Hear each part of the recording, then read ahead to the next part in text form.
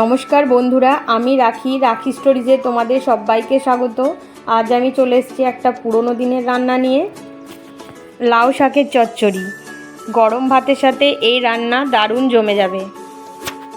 তো আমি আগের থেকে লাউ শাকগুলো খুব সুন্দর করে কেটে ধুয়ে রেখে দিয়েছি, আর আলুগুলোকেও কেটে রেখেছি। তো কড়াতে একটু তেল দিয়ে তাতে আমি আলুগুলোকে ছেড়ে দিয়েছি। তো আলুগুলো একটু ভাজা ভাজা হয়ে গেলেই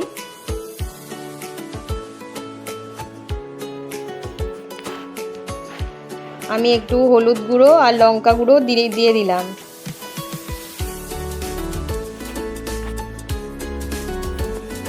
এবার নুন ও চিনি স্বাদ মতো দিয়ে দিলাম।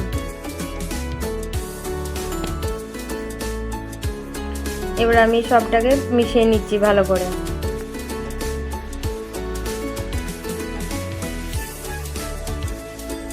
এবার আমি শাকগুলোকেও দিয়ে দিলাম।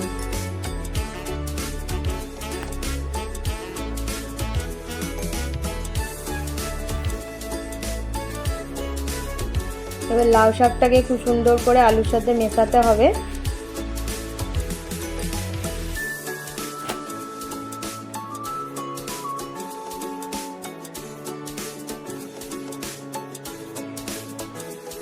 খুব ভালো করে লাউ শাকটাকে একটু নাড়াচাড়া করে নিচ্ছি।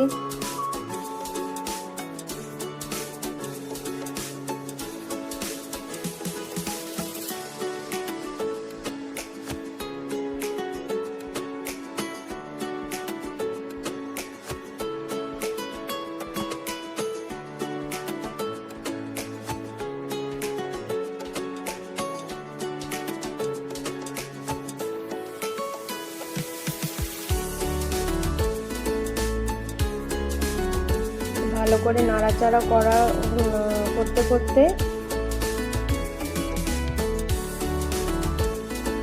একটু জলও বেরিয়েছে, আমি আর একটু জলও অ্যাড করব। একটু জল আমি অ্যাড করেই দিলাম যাতে আলু আর শাক সব সেদ্ধ হয়ে যায়। আর তারপর আমি একটা থালা চাপা দিয়ে দিয়েছি। কিছুক্ষণ হয়ে যাওয়ার পরে আমি এবার কড়াটা বসিয়ে দিলাম। ওই কড়াতেই একটুখানি তেল দিলাম, তাতে কালো জিরে আর শুকনো লঙ্কা তেজপাতা ফোড়ন দিলাম।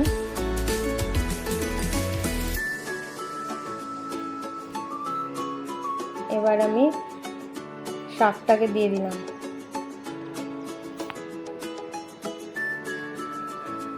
শাকটা দিয়ে খুব ভালো করে এবার নাড়াচাড়া করতে হবে যতক্ষণ না জলটা একটু শুকিয়ে যায়।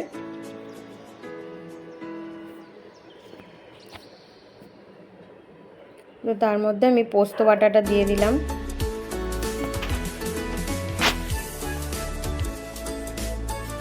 পোস্ত বাটা দেওয়ার পর আরও কিছুক্ষণ এভাবে নাড়াচাড়া করে নিচ্ছি।